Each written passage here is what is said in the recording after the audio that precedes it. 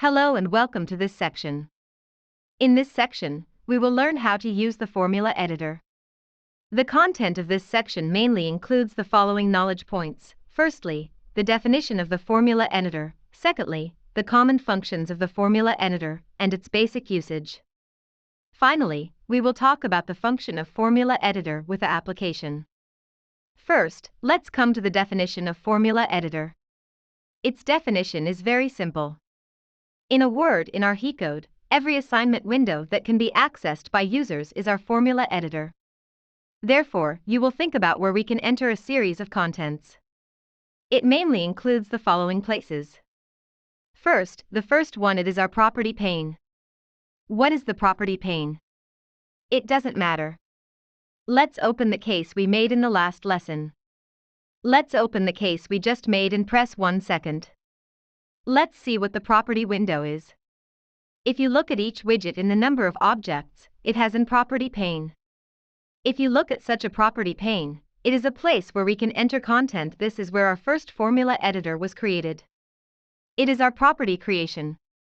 Then the second point, there is an action window of our event. What is the action window of our event? Let's take a look. You see this is one of our events, right? You can see that there is an action window through our assignment of text. You can see that we assign a value, and a content here is also manually entered by us. So this is an action of one of our event. What else is there for creating a case? The third place is our event condition window.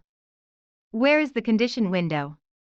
Do you think our content here is also entered manually through us?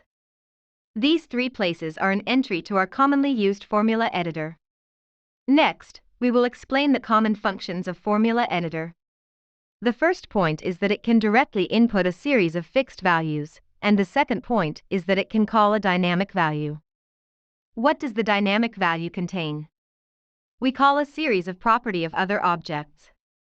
For example, if we look at a case here, you can see that I call a value of such a time length and such a numerical variable.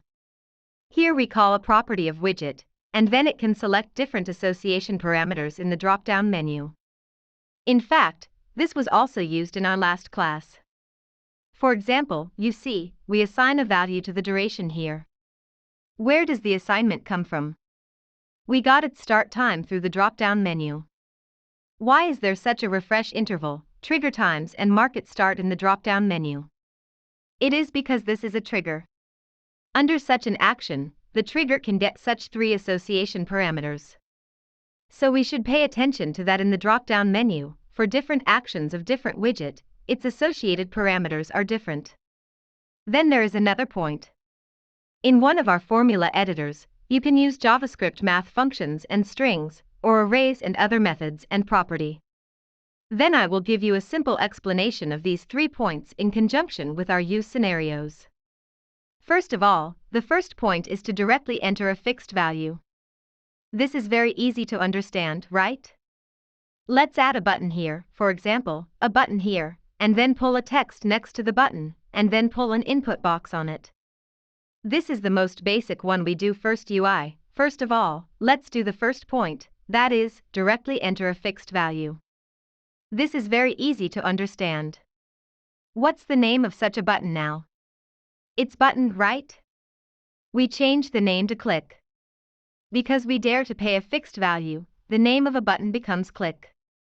Next, when we click such a button, we will assign a value to such a text. Let's assign a value. When we click it, who will copy it? Our text, right? So we select the text for an operation of assignment, and then here we can enter a fixed value, such as this is a new value. You see, we have a copy operation on such a text. Let's preview to see an effect. You see, when I click such a button, you see that it becomes a new value. So this is our first use scenario, that is, we directly enter a fixed value. Then the second usage scenario is that we call dynamic values. How to understand this? Let's take a look. Isn't there an assigned event here? We don't have to negative a fixed value here. Let's negative a dynamic value. For example, my assignment is equal to a content in an input box here. Because such a content can be entered manually by the user, so such an assignment is a dynamic assignment. Please pay attention to how I choose my dynamic assignment. I go before passing face such a mouse symbol, and then select the property of a certain widget in the number of our objects. For example, if I want to input a content of the box here, I will dynamically get a value of its content here. Let's take another look at test 123 here, and then when I click, it becomes a test 123 here, so this is our method to reset the value. So pay attention to what we are doing when paying the value here. We click such a button in front of us, and then go to select an attribute value of the corresponding widget in the object book. We must remember such a content. What is it called? It is called one of our association parameters. It is generated through a widget like ours and an event like this. Note that we all make a selection in the drop-down menu. Then there is a third use scenario, that is, you can use JavaScript, mathematical functions, string arrays and other methods as well as property. In a moment, we will directly cooperate with our actual combat cases, and then we will talk about the use of the third point. Then there are some special points to pay attention to. First, for the non-operator text and other contents in our formula editor, it is recommended to use English quotation marks to cause the contents, otherwise an accurate calculation result may not be obtained. How do you understand this sentence? Here I'll show you a very interesting example. For example, for click event, we directly assign the value to the content in an input box, but if the content we want to copy is a prefix, plus the content of an input box, how do we assign the value here? In fact, we can use string splicing to complete a production. Then I'll simply teach you how to splice strings here. Note that the splicing of strings is a plus sign, and then you can use Java to connect strings. For example, let's add one of our text variables here, and then change the name here. It's like telling you that the content here is to tell you. Then let's splice these two values. You see, when we select the front, we click such an arrow, which is the value of the text variable, and then add such an input box a content, so what does its assignment become? It becomes a collection of two parts. Let's have a look. Hello, you see, we input hello in the input box. Then when we click, you want to say hello to you and where do you come from? It's spliced from the front side, so please note that string splicing is very simple. It's okay to splice through such a plus sign, but what some students want to ask is that I have to take it out with a text variable and copy it to use it. In fact, it's not. We use English quotation marks here. It's okay to enclose the contents. For example, I want to say to you that I can see the quotation marks in English here, and then in the quotation marks in English, I'm inputting a series of contents for us to preview in the morning. Okay, and then click you to see that I want to say good morning to you. You can see that there is a complete result here. So everyone should pay attention to the fact that when we use a function like our string splicing, especially if there is Chinese in the middle, we must use English quotation marks to enclose it. So this corresponds to the function in our tips first reminder. For the non-operators in the formula editor, especially the content of our text, we should use our English quotation marks to quote the content. Otherwise, we may not be able to get a correct calculation result. How to explain this?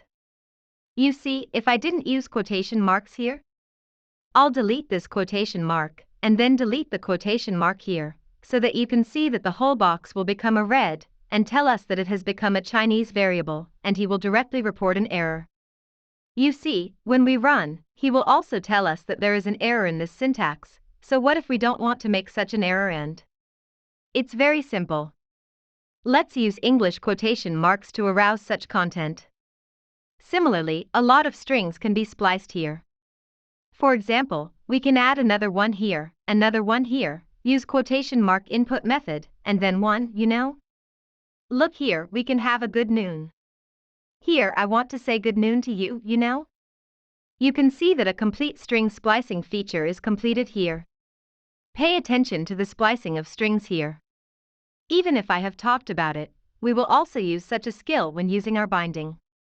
At that time, I will not explain a feature of our string splicing repeatedly. Then the second point we should pay special attention to is the binding of our variable object property. Especially when we call a series of parameters, we use the arrow or a selection function of the drop-down menu instead of directly entering the name of a variable. We must pay attention to this point, that is, we can see the content of the input box here. It has a very big shadow. It is a hole, so in fact, it is selected by clicking. The result is the same. You see, the content selected in our drop-down menu here has a blue background, so it is not manually entered. It is selected through our drop-down menu, or an internal menu selected by clicking above row. You see, if the method I don't click here is called a market, what is it? That is to say, for such a text, the copy is equal to the length of time, and such a text, it does not really select a market of our variables, so you can pay attention to it. It is a background color that prompts us not to select the wrong one, so I still need to pay attention to it. For the binding of our variables and object properties, the internal system, we should use the arrow or drop-down menu to select the parameter call, rather than directly enter a variable name. Then, let's deepen our understanding of Formula Editor through two simple examples. Let's finish the first point first, that is, when we click on such a text box to make an assignment, we will restore the event to the past. When it is clicked, it will be assigned a value equal to the content of such an input box. Then let's enter the content here. For example, there is a 2.62626 here, and then at the top level, you can see that 2.62626 will come out. Then we need to complete an operation of rounding. How to do the rounding operation? In fact, we have just seen that we can use JavaScript mathematical functions, string or array methods and property, so it is time for us to have a good retrieval method. What is the biggest charm of the internet? Share. So here, we directly enter a j value to round. We can see that there are a lot of contents here. If we click any one here, it will tell us that there are 4 methods, and then we will directly tell us one of its syntax and examples. You see, for example, the first one is called the mes point, which will tell you to remove the decimal part of the number and keep the integer. You see, the syntax also tells us what to do. Is it very simple for us? Look, there is a value in it. What is this value? It's the last value we want to replace, so we can directly copy it and get it to our editing system. Here, let's delete such a content and paste it in. Then what's the value? This value is the last content we want to replace, which is a content of our corresponding input box. So if we pass such a mathematical function, can it help us round it? Let's verify it. For example, if we input a little decimal here, and then click a click, we can see that there is only 1 2 here. Is the subsequent decimal part truncated? But some students may say that it's not good for him to intercept directly. For example, I was originally 2.7. When I clicked, I wanted to round off, but we only kept the integer part. What should we do? In fact, let's continue to look. Look at the around of the following mens. This method is to return a rounded integer part, so we can directly replace this round, right? So we replace the middle part of this part with a round, and then click a preview. In the same way, we can click a 2.75, and it will automatically become 3. Then we input a 2.45, and click it, and you can see that it is 2. So for us, on the premise of our search, we just add a prefix such as JS, and then add a series of contents you want to search later. We can complete the search and use of a function we want. So in the same second case, we also do it through the retrieval method. For example, we reserve some bits of the string here, and then we can choose any number here. We reserve some bits of the string here, and I will customize it here. For example, we need to reserve the last 4 bits of a string. How to search? Here is JS to reserve the last 4 bits of the string, and we need to click 1 during the search. You can see that there is a method of intercepting the last few digits of the string. You can see that a function here comes out, that is, there is a string of ours, then click such a string, and then subtract a 4 from its length.